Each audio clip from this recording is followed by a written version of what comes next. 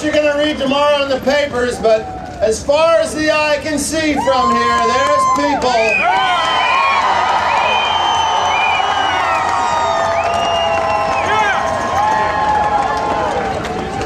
And I don't know if you heard, the most recent news just came over the wire. Karl Rove has been subpoenaed.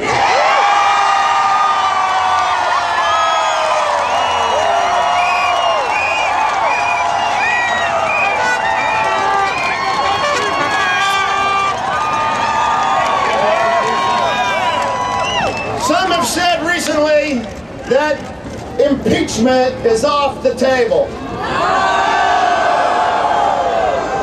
What was that? On the train coming down here today, I talked to a young woman whose brother has just been deployed. Due to the recent Bush escalation, her brother is being rushed into action.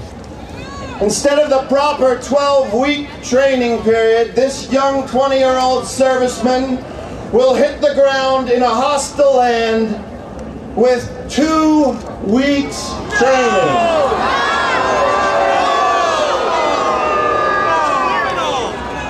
Is impeachment still off the table? This past November, the American people sent a resounding message to Washington, D.C. and the world. We want change. We want this war to end. And how did Bush respond? 21,500 more will risk their lives for his misguided war. Is impeachment still off the table? Let's get him out of office.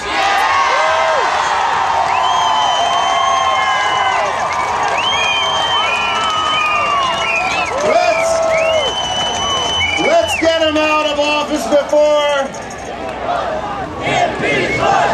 Impeach Bush! Impeach Bush! Impeach Bush! Impeach Bush! Impeach Bush!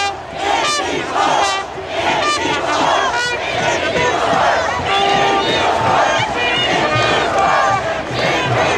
Let's get him out of office before he starts ruling from a bunker. Let's get him out of office before the only one on his side is his dog Barney. Nixon, Richard Nixon, talked to the walls. Bush is talking to God. But it's not a God I recognize. This God seems to be giving George a pass on some of his major commandments. This God seems to be okay with lying or bearing witness, as he puts it, against the U.S. Congress, against the United States people, against the world.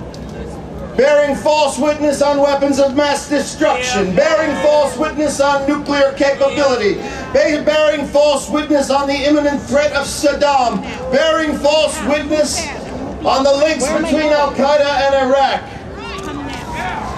This God seems to be giving George a pass on stealing the resources of the Iraqi people, on squandering the hard-earned tax dollars of United States citizens for an unnecessary war. Money that could be used to intelligently fight against terrorism is squandered in a way and in a war that creates more terrorists.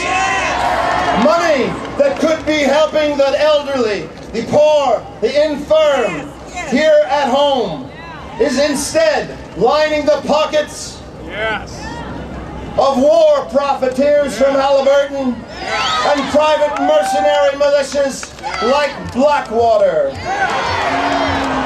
But George's God says, that's cool, George.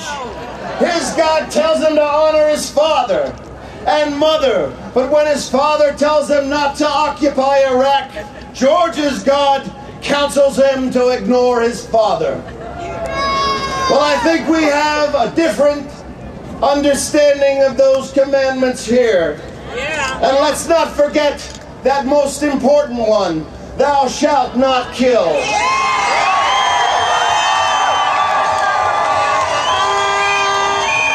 Thou shalt not kill or recklessly risk the lives of our brave men and women overseas. Over 3,000 dead, over 50,000 wounded. Thou shalt not kill or needlessly risk the lives of Iraqi civilians. How many? 50,000? 200,000?